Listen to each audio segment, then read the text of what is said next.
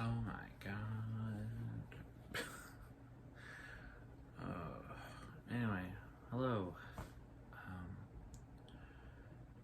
I just woke up. It's 9:30 and I've been asleep since about 10 this morning. And I've slept the whole time, the whole interval I've been asleep. This is today's message for my friend Lilla, a friend of mine who lives around and around the world while I'm lying and lonely, lying and asleep and lonely, for a whole day, and while I live in the state of Oklahoma, as I'm sure you can tell from my sleep crusted horse accent, it's the evening of August the 31st, 2021, and Leola, if you're watching, I meant to record this much earlier, obviously, but I slept the entire day from exhaustion and lack of sleep the last several days. So here I am recording it at night, at home, rather than in my car like I usually do. I was going to talk about the music of Elvis Costello. I guess I can still talk about that. I've been listening to his album Imperial Bedroom a lot lately. I always liked that album, but it was never one of my favorites. But the more I listen to it, the more it's becoming one of my favorite EC albums. That's, it has a very distinct sound from the rest of his albums. It's very, it has a very kind of like Baroque pop kind of sound to it. He deliberately worked with Jeff Emmerich, who engineered the Beatles albums, and you can tell he was kind of going for that kind of sound, that kind of a 60s-ish kind of production, for the type of songs and arrangements he was doing on that album. It still distinctly sounds him, and it still distinctly sounds like an 80s album, but with some 60s ideas and flourishes, and things in the production, like a lot of reverb, stuff like that, particularly in tracks like Beyond Belief, and The Long Honeymoon.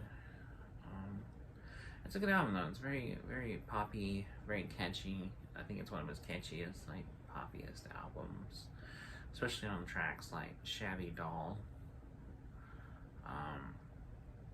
But it's good. It's one that I've kind of just had to acquaint myself with, because I've always been a huge fan of him, and I like all of his albums, but there are some that I admittedly have never really got into as much as others. I mean, I still like them, but I never really took the time to really kind of immerse myself in them in the way I have his other albums. Because while I like all of his music, I tend to only listen to more specific albums more than I do like his whole catalog as much. Which I admit I should do.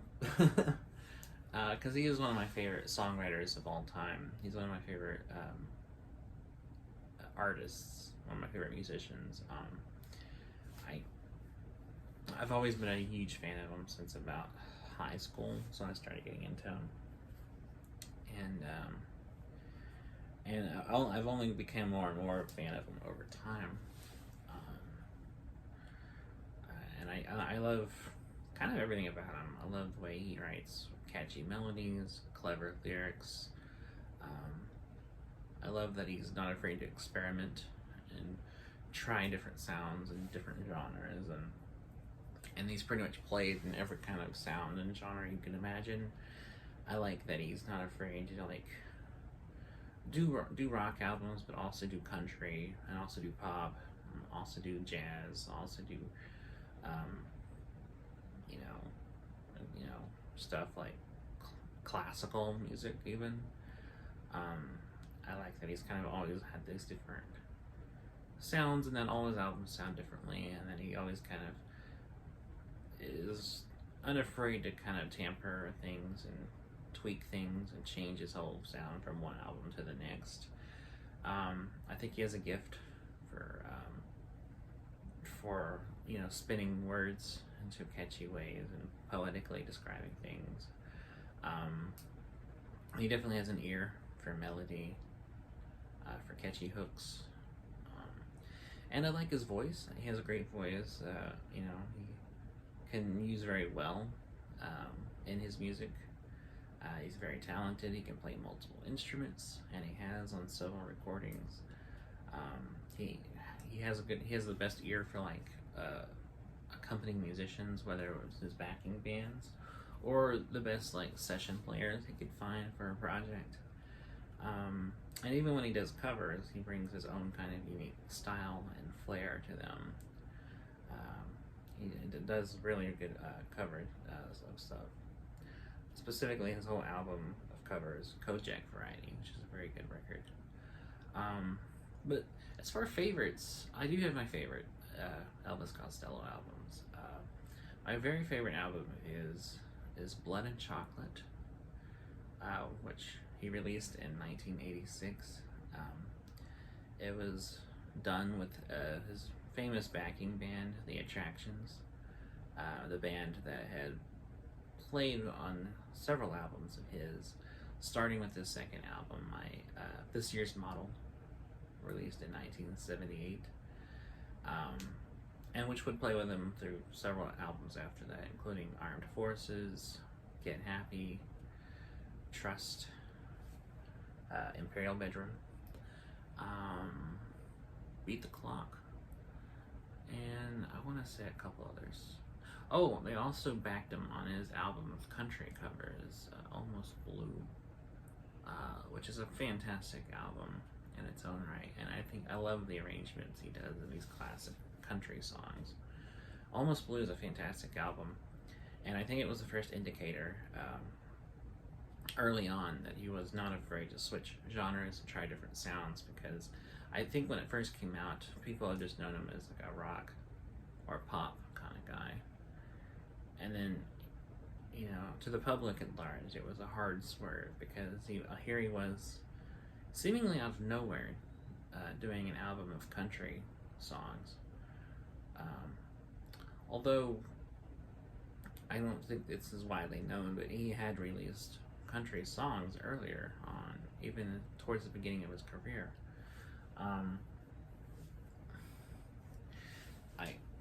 He put out a single in '78 called Stranger in the House, which is very much a country song, written in the tradition of the classic country songs of that era. And it was most famously covered by George Jones,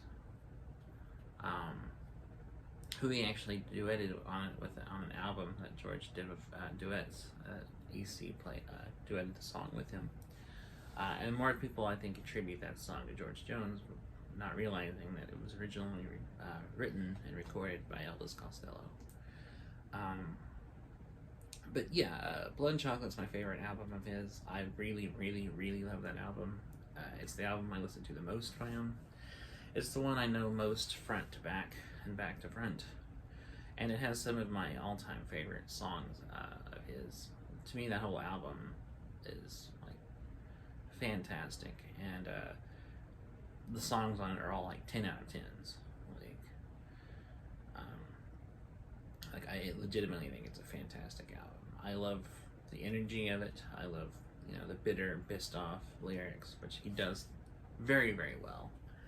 I've always seen Elvis as being part of being a punk rocker. I think he very much is a punk rocker. And he very much started as a punk rocker.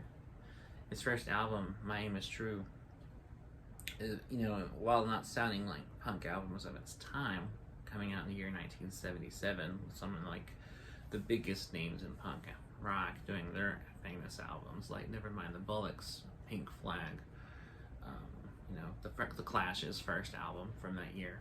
I think it very much belongs in that group because Elvis, I think, always was a punk guy. I think he was very much a punk guy, and he wasn't afraid to do punk music in his own fashion. The difference being he definitely was more complex musically and lyrically, and far more articulate, I think, than most punk people were lyrically. And I think this album very much is a punk album. Blood and Chocolate, while not being, hard and fast musically the whole way through, having moments of, quiet songs, is no less just as angry, bitter, and aggressive as punk rock is, just done in his own way.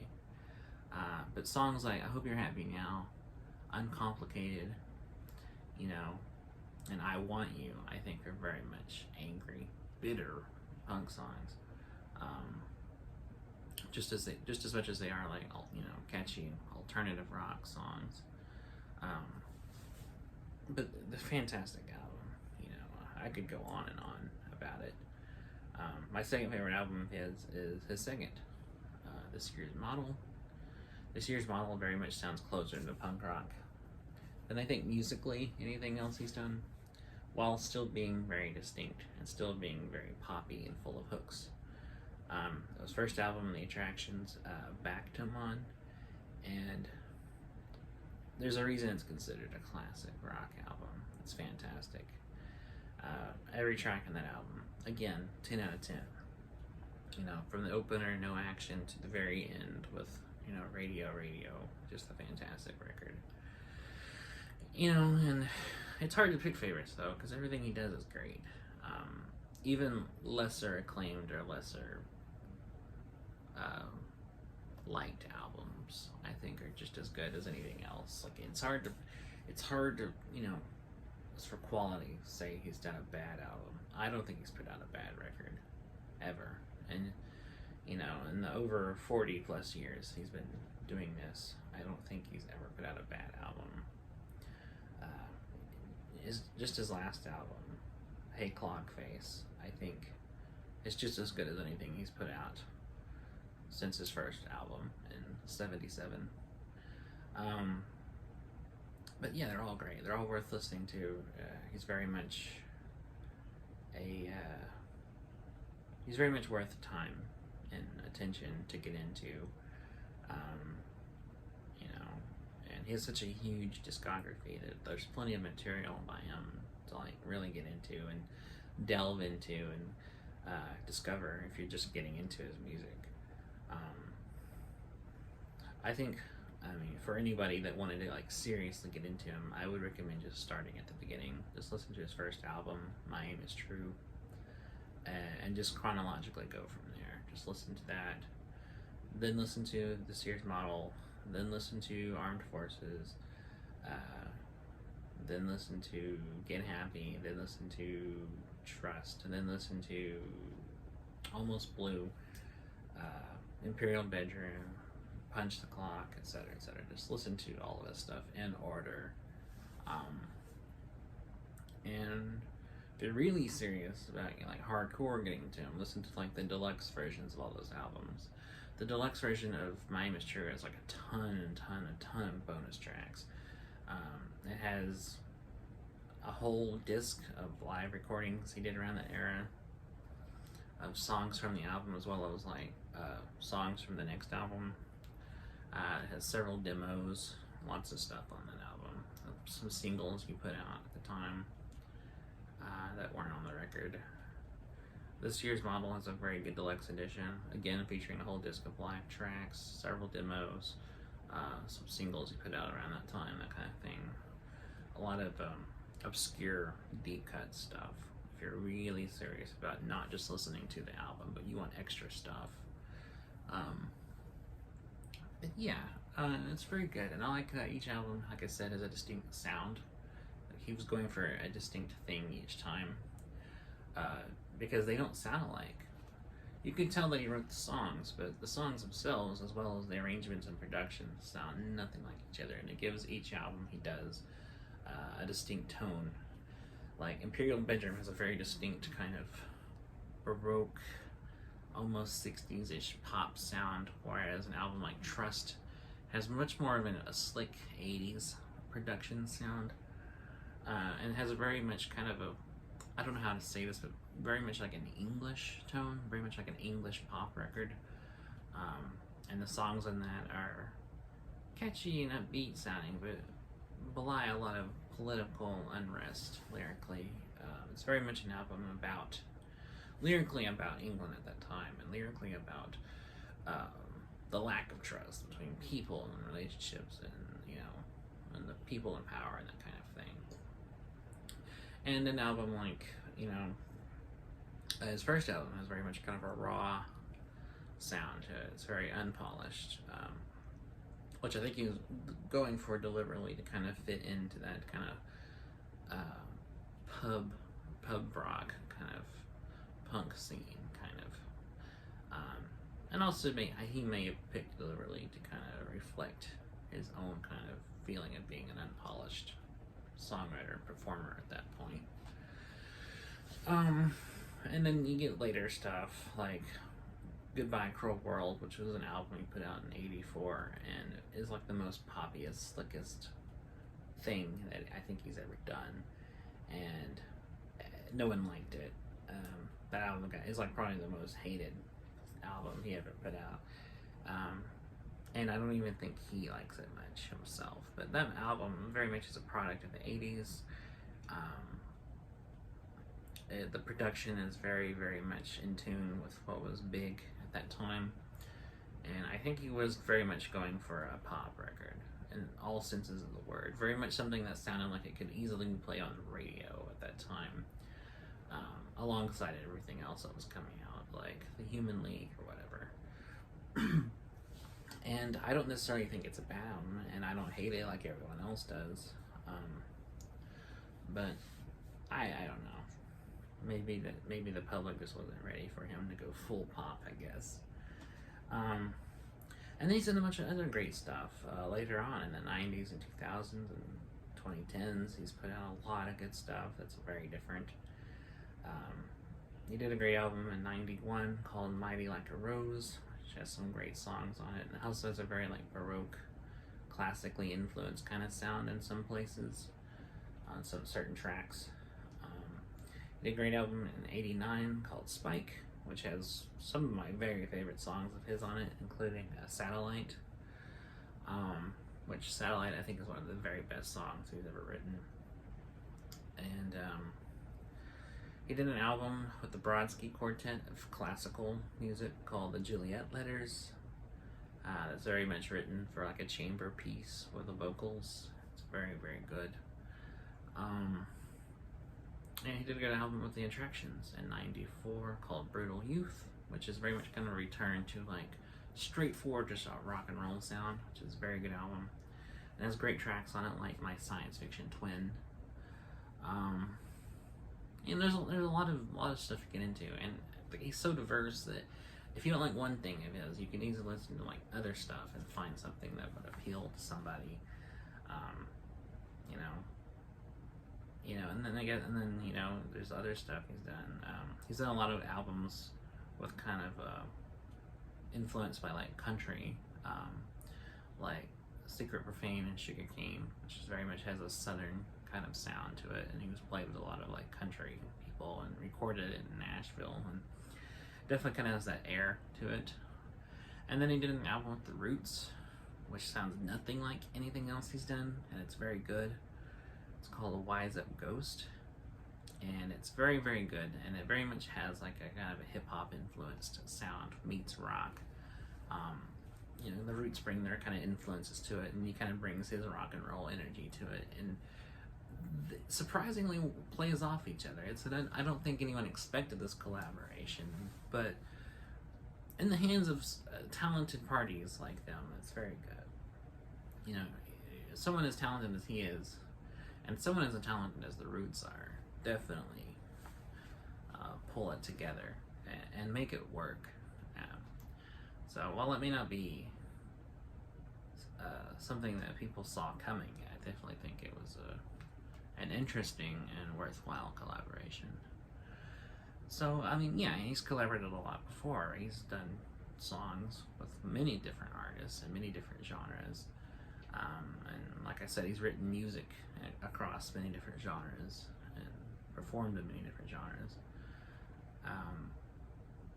He did a great jazz song called Almost Blue, which Chet Baker recorded a fantastic cover of, and that's very much listening to. It's a very somber, melancholy tune, very, very good, and sounds just sounds just like a jazz classic. It sounds like something that would have been recorded over and over again by the jazz people in the 50s, which is fitting for Chet Baker, being from that time. But anyways, yeah, listening to Elvis Costello, as you can tell, I'm a big fan, and I have a lot of opinions on him. But he's a great songwriter, and I think he's just as worthy as getting into as like Dylan or Talons Van Zandt or Neil Young or anyone else who writes great songs. And he's just as distinct and original as those guys. So anyways, that's kind of me rambling about Elvis Costello. I'm sorry I'm recording this a little late, and I probably won't be even uploading till this after midnight, but I wanted to get today's message done. I try to do one of these each day. I'm just doing this a lot later than usual. So anyways, I hope you're doing okay. It's nice talking to you, and I'm sorry I didn't do it earlier, but I hope you have a good night. Or I guess in this case, it's probably morning for you by now. And I'll try to do one of these tomorrow. And until then, I will catch you later.